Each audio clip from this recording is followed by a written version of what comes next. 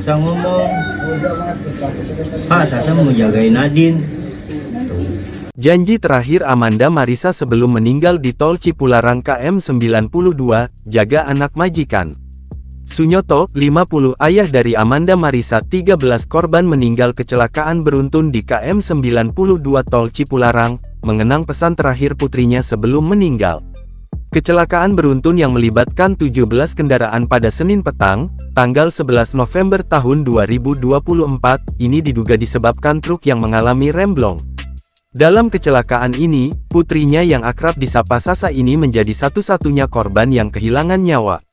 Sunyoto sangat berduka ketika ditemui di rumah duka di kawasan Lenteng Agung, Jakarta Selatan, Selasa siang tanggal 12 November tahun 2024.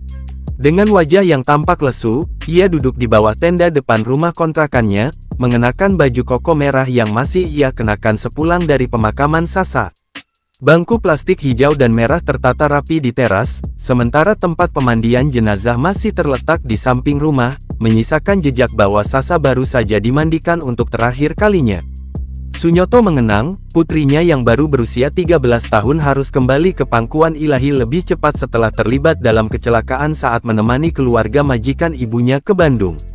Ia masih terngiang pesan terakhir Sasa sebelum berangkat. Pada hari Jumat tanggal 8 November tahun 2024 Sasa, sepulang sekolah, mendatangi Sunyoto yang tengah bekerja sebagai juru parkir di McDonald's Lenteng Agung, dan meminta dibelikan es krim.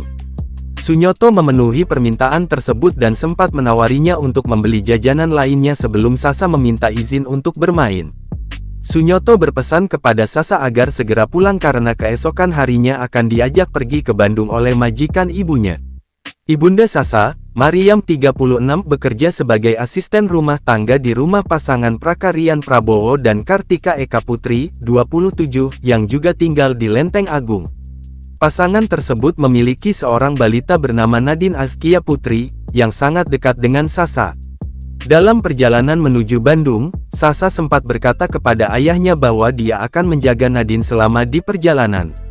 Nggak ngangka, di jalan dia bilang, "Pak, Sasa mau jagain Nadine," kenang Sunyoto sambil menahan air mata. Keesokan harinya, Sasa juga menunjukkan sikap tak biasa saat bermain dengan sepupunya, menolak membeli bakso sendiri dan memilih untuk berbagi sepiring bersama sepupunya. Sunyoto tidak menyangka bahwa tanda-tanda kecil itu menjadi pertanda perpisahan dengan putrinya.